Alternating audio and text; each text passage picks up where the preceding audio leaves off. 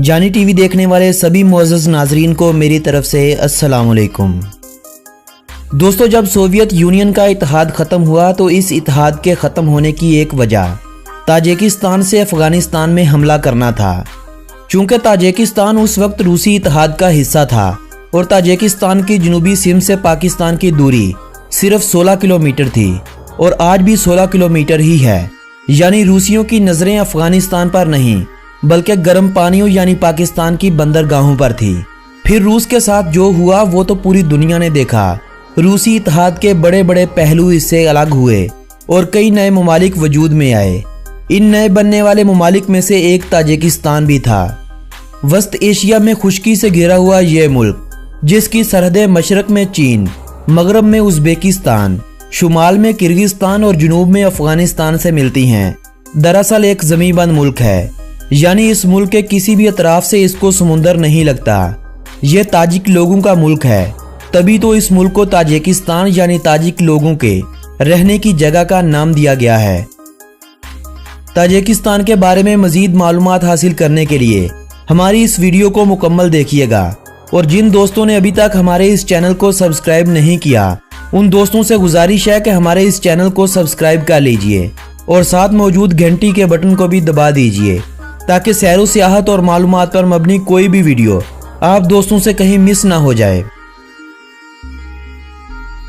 दोस्तों, ये सरजमीन जहां आज का ताजिकिस्तान आबाद है 4000 कबले मसीह से मुस्तकिल आबाद है। ये इलाका मुख्तलिफ अदवार में मुख्तलिफ सल्तनतों के ज़ेरे नगी रहा। कबले मसीह में यह इलाका बाख्तर की सल्तनत का हिस्सा था।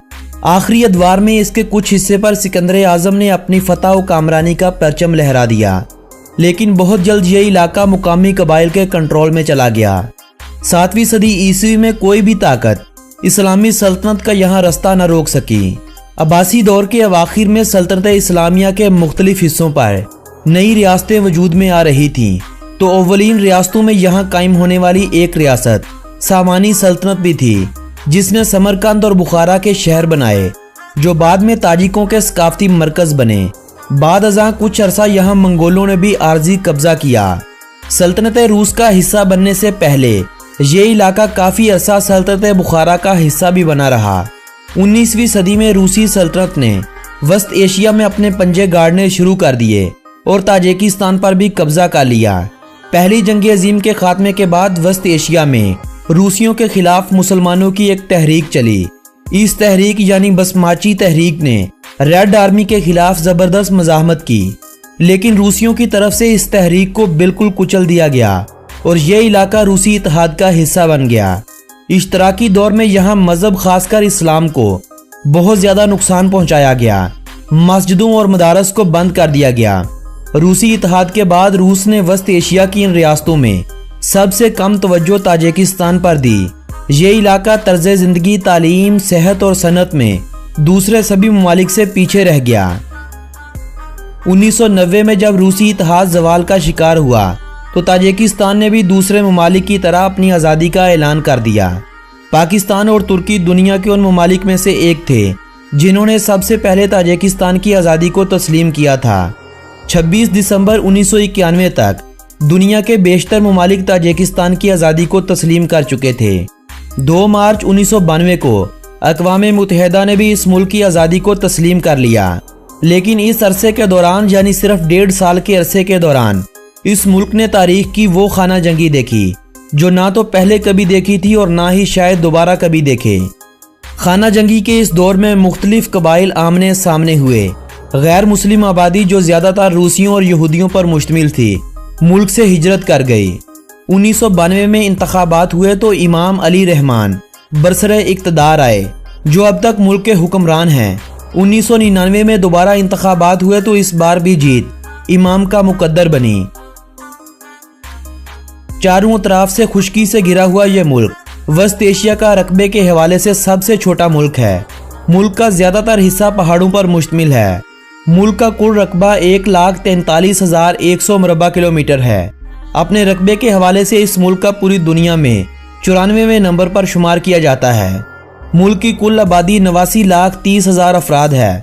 आबादी के हवाले से मुल्क का शुमार दुनिया के 96वें नंबर पर आने वाले मुल्क के तौर पर किया जाता है।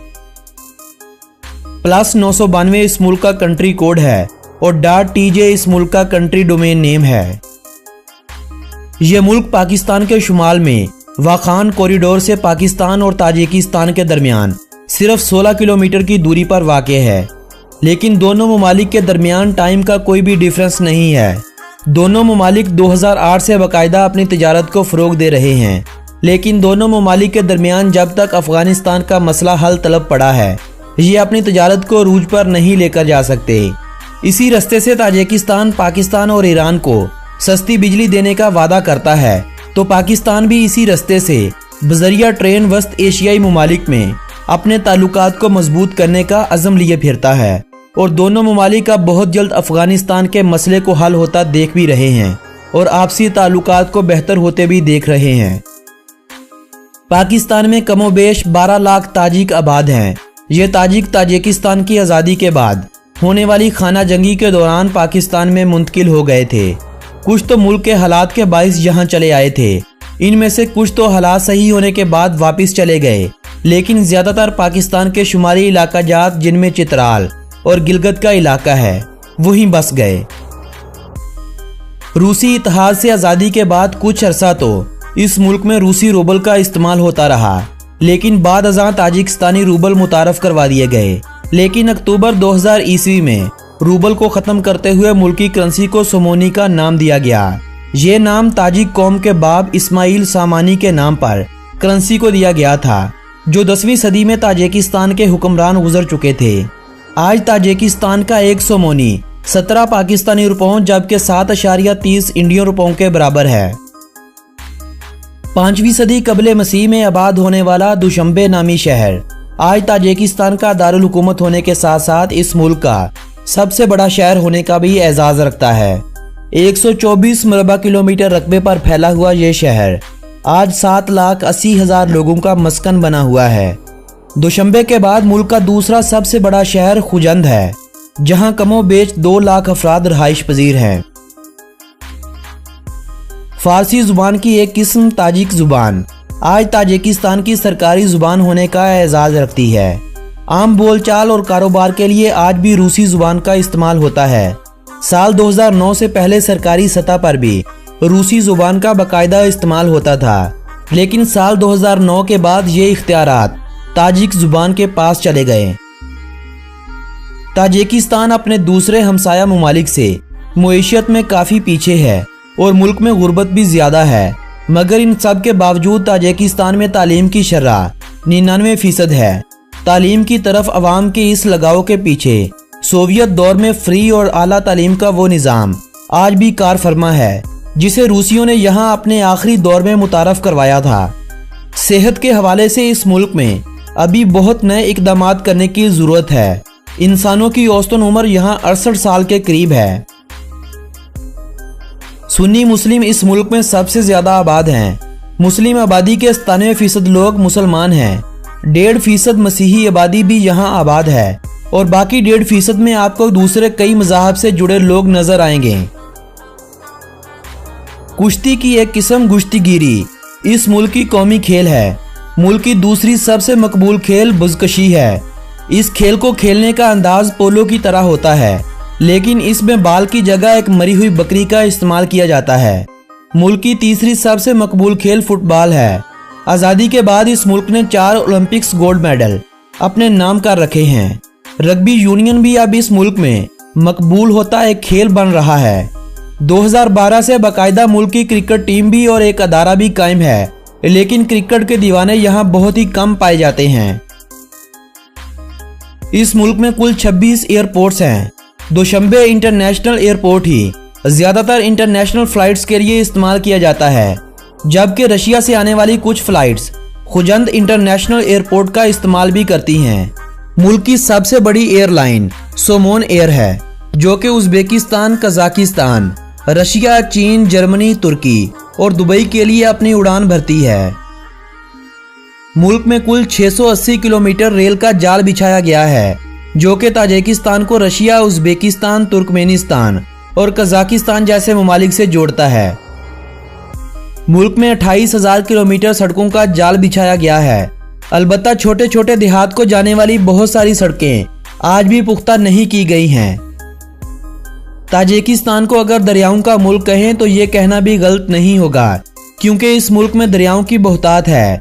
10 किलोमीटर से लंबे दरियाओं की तादाद 900 से ज्यादा है और 10 किलोमीटर से कम दरियाओं को गिनती में शुमार ही नहीं किया गया है। 528 किलोमीटर लंबा दरिया बरतांग इस मुल्क का सबसे बड़ा दरिया है और 524 किलोमीटर लंबाई का हामिल वक्श दरिया दूसरा सबसे बड़ा दरिया है। मुल्क का 2% रकबा कुदरती झीलों ने अपने घेरे में ले रखा है। मुल्क में मौजूद झीलों की तादाद 20 के करीब है। ताजिकिस्तान की सबसे ज्यादा बिजली इन्हीं दरियाओं पर बंद बांधकर बनाई जाती है और यही बिजली ताजिकिस्तान पाकिस्तान को मुस्तकबिल करीब में बेचने का इरादा रखता है। मुल्क का 72% रकबा बिल्कुल भी ज़राअत के काबिल नहीं है, क्योंकि बहुत ज्यादा पहाड़ होने की वजह से काबिले काश्त रकबा बहुत ही कम है। ताजिक लोग ज्यादातर रूस में जाकर कामकाज करते हैं और अपने घरों में पैसे भेजते हैं। मुल्क में आमदनी का सबसे बड़ा जरिया कपास की फसल और एल्यूमीनियम की पैदावार है। सब्जियों फलों की काश्त भी यहाँ बड़े पैमाने पर की जाती है। ताजिकिस्तान अपनी खुराक की जरूरत का तकरीबन 50% हिस्सा आज भी इंपोर्ट करता है। मुल्क में सोने और चांदी के ज़खायर भी मौजूद हैं। मुख्तलिफ प्राइवेट कंपनियों को हुकूमत ने ठेके भी दे रखे हैं, मगर एल्यूमीनियम की सनत हुकूमत की अपनी तहवील में है। वस्ती एशिया का सबसे बड़ा एल्यूमीनियम का प्लांट भी इसी मुल्क में कायम है। आज ताजिकिस्तान में गुर्बत का खात्मा हो रहा है। मुल्क तरक्की की राह पर गामजन है और इस तरक्की में एक बड़ा किरदार सियाहत के शोबे का भी है। साल 2018 में 1 मिलियन से ज्यादा लोग इस मुल्क में सैर के लिए गए थे और हुकूमत इस शोबे में मजीद तब्दीलियां भी कर रही है। पाकिस्तानियों और भारतीयों को इस मुल्क में जाने के लिए वीजे की जरूरत तो होती है, लेकिन अब यह सहूलत दस्तयाब है कि घर बैठे इस मुल्क का ई वीजा अप्लाई करते हुए आप इस मुल्क का वीजा सिर्फ $50 में हासिल कर सकते हैं। इलम ट्री इस मुल्क का कौमी दरख्त है। आप इस दरख्त की इलामत को ताजिकिस्तान के कौमी परचम के दरमियान में भी देख सकते हैं। आइरस का फूल इस मुल्क का कौमी फूल है। बाज इस मुल्क का कौमी परिंदा है। हिरनों की एक किस्म गिजाल इस मुल्क का कौमी जानवर है।